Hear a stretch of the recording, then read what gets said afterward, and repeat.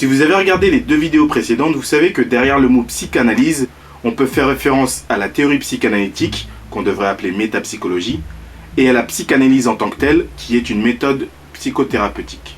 Aujourd'hui, on va parler d'une 3e utilisation du terme de psychanalyse, qui est moins fréquente que les autres, c'est la psychanalyse appliquée. La psychanalyse appliquée, c'est une application de la théorie psychanalytique à un autre domaine que l'esprit humain. Au lieu d'analyser un comportement, on va exporter la méthode psychanalytique et l'appliquer par exemple à un événement historique, un mythe ou une œuvre artistique. L'idée de départ, c'est que tout ce qui est touché par les humains porte la marque de l'inconscient et à partir de là, est accessible par les outils de la psychanalyse. Dans un sens plus large, la psychanalyse appliquée peut concerner d'autres choses. Mais pour partir d'abord de la définition que je viens de vous donner, faire de la psychanalyse appliquée, ça pourrait être par exemple prendre un smartphone, pourquoi pas, et étudier la façon dont il est organisé, voir à quel concept psychanalytique ça renvoie. Par exemple, on pourrait penser qu'un smartphone c'est un prolongement de nous-mêmes. Et quelque part, pourquoi pas imaginer que l'écran soit une espèce de miroir. Et en psychanalyse, la question du miroir renvoie à des concepts très précis, par exemple celui du narcissisme. Bon, je vous donne un exemple pour illustrer le propos, mais je ne sais pas dans quelle mesure on peut assimiler un smartphone et la question du miroir et du narcissisme. Retenez simplement que c'est dans cette perspective que Freud a étudié, entre autres, un roman, un mythe, le crime de façon générale, ou encore des données anthropologiques. Bon, là il s'agit juste de s'amuser à analyser des choses qui ne le seraient pas normalement.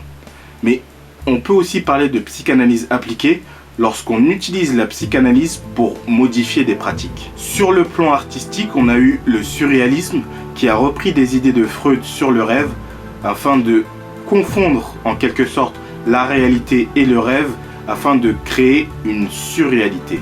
Et ça peut être le cas aussi pour d'autres domaines. Par exemple, vous avez un psychanalyste hongrois du nom de Sándor Ferenczi qui lui préconisait de modifier la pédagogie au vu des découvertes de la psychanalyse. Et c'est vrai qu'en psychanalyse, les idées tournent beaucoup autour des conséquences de l'éducation. En très gros, hein. Du coup, il peut paraître logique de réajuster l'éducation pour en éviter les conséquences néfastes. Quoi qu'il en soit, il ne faut pas prendre la psychanalyse appliquée comme un moyen de justifier la psychanalyse en tant que théorie et en tant que méthode. Par contre, c'est un bon moyen de l'expliquer et de montrer son fonctionnement et sa logique. Du coup, vous comprenez que c'est dans cette optique que sont faites les psychoanalyses. L'utilité d'utiliser des films et des séries pour expliquer la psychanalyse, c'est que les deux attachent une grande importance au symbole. Très simplement, un symbole, c'est une chose qui en représente une autre.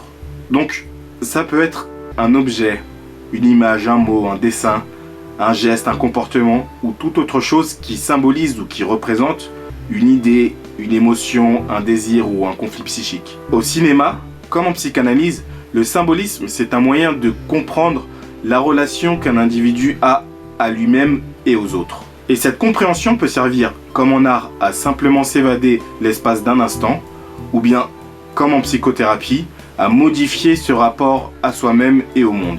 En définitive, pour répondre à la question que j'ai posée dans cette série de vidéos, la psychanalyse, c'est l'étude de l'inconscient.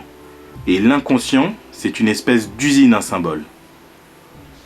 Quelque part, l'inconscient, c'est un cinéaste qui s'ignore. Je pense que je vais vous laisser là-dessus.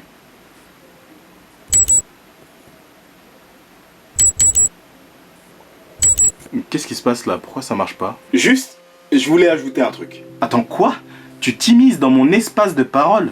Oui, simplement pour préciser une chose. C'est que dans la psychoanalyse 5, je vous avais proposé de choisir le prochain concept à apparaître parmi 3.